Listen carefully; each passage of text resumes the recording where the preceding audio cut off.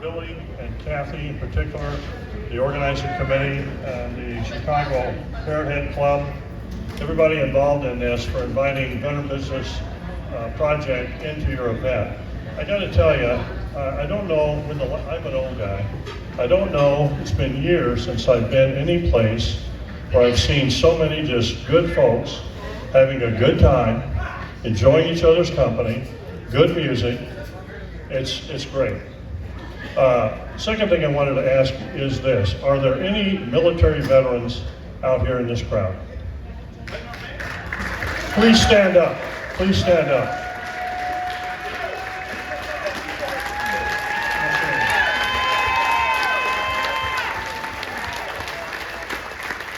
Thank you. It's these people that have stood in the gap for this country for years and years and years, and it's them that keep the wolf away from the door, plain and simple. I had the privilege of serving in the Marine Corps a number of years. I was a grunt, infantry, most of that time. I went to Vietnam, came back to America in 1970, and it was a little bit of a different reception than things are now. It's said that the way one dishonors a warrior is you deny them the dignity of their experience. Now, most recently, we were at war for 20 years. I'd like to make the point, folks, that since 9/11, less than 0.5% of Americans serve in our military. What does that mean? For 20 years, our people were stretched really hard, very hard. Multiple combat tours. The special operations folks aren't even counting tours anymore. And so we have stretched people to a point that we have never done so before. Now, why is that significant? When veterans come out, especially those who have seen combat, they're trying to do two things.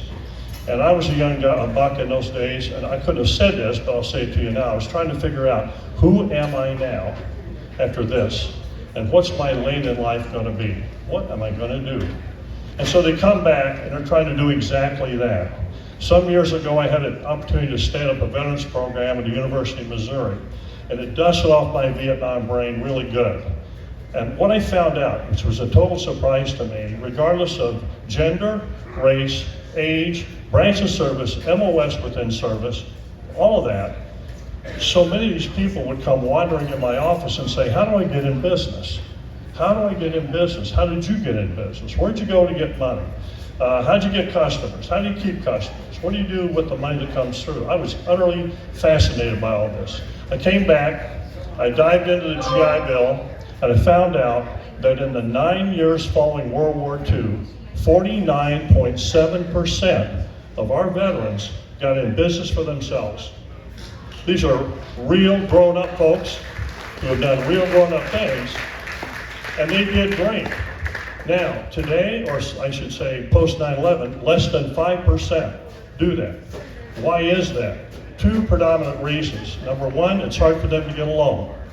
Will loan a college-bound teenager tens of thousands, but if a guy's been a machine gunner in the 5th Marines in the Middle East, rolling around in sand, getting shot at and shooting back, sorry, young man, no. You've got to have a 690 minimum credit score, $1 worth of collateral before you're going to borrow. So I met this good guy back here, Dale Eisenberg, years ago. He's our president of Better Business Project. That's him right over there. Great guy. And by the way, in the back there is Tracy Grant, our executive vice president. There she is. Great gal. It said if you want to be a success, surround yourself with people brighter and better. I've got two of them right here. Dale and I jumped in on this initially to see what we could do about the money part. And so we started working on legislation at the federal level, state levels, trying to find a way so that veterans could get a daggone loan and get into business. As this was happening, we started getting a lot of calls from baby boomers who were looking to sell their business. Typically, the kids didn't want it, they were somewhere else. These folks simply wanted, they built a business, they wanted to retire and move on in life. So we started then, and they would call us and say, do you know any veterans you can introduce us to? And we'd always say, yeah, sure. So we do some due diligence on the business. We would match them up with a couple of veterans. Has anybody ever gone to eHarmony for a date out here? Come on, let's be honest. Anybody? Anybody? You know who you are. And that's, and that's fine.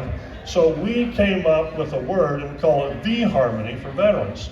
And we match veterans and their spouses looking to get into business with existing businesses looking to sell. Not startups, existing businesses. There's a bunch of them.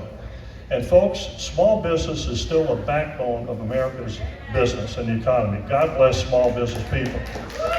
So, we've been doing this now for about 10 years. Dale and I started out, we've been self-funded for almost those 10 years. The growth of this effort has gotten so great that we have had to reach out now and start hiring some people and seeking funding. So we just need to get the word out to more people. We need to get them through and get them into business successfully. How do we do that? We match them up with an existing business owner, not some college professor, some person that's done it for real, and we take them through from due diligence all the way to buy, sell, and beyond. We coach them, we work with them, we stay with them. Veterans are relational. You tell us something all day long, show us, and we're there. So that's what we do, day in, day out, all the time. One last point.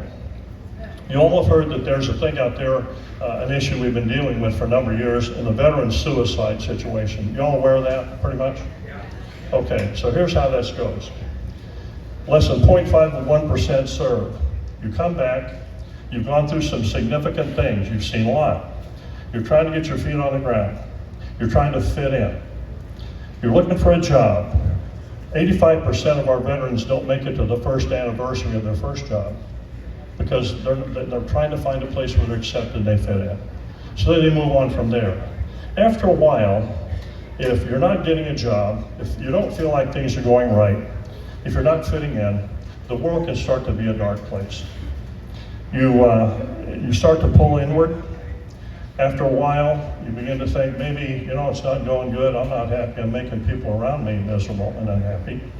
The last thing that happens is when people lose hope, and then beyond that, there's no fear of death. So from their perspective, this may sound odd, it's a rather logical decision from where they're at that point in time. Why is this important? Men and women who have served our country need honor. They need to be honored. They're not looking for a handout or anybody to kiss any part of them. They're just looking for an opportunity. Where can I find my feet? Where can I fit in? And this is where we come in. Straight up, I don't say this, maybe this is the first gathering I've ever said this to a group of people. If we figured that if we saved one life in what we're doing, the whole daggone thing was worth it. All of it.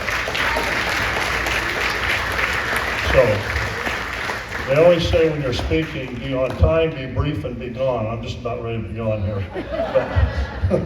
But thank you so much for the time to talk. Thank you for caring. Thank you for backing our veterans. They're the best we've got. God knows we need them. And one last thing, if I can say it. You guys have heard a song called Margaritaville? So I told my wife, I didn't know if I'd say this or not, because they always say when you're kind of going out, and talking to a group, you want to be careful when you're talking about humorous things, but this is reality, and maybe you'll find it humorous. Jimmy was singing about Margaritaville about 1970 to 72. He was singing, I was living it. So God bless Margaritaville. God bless Jimmy. God bless you all, and thanks. Ladies and gentlemen, let's hear it for Lynn. Thank you so much.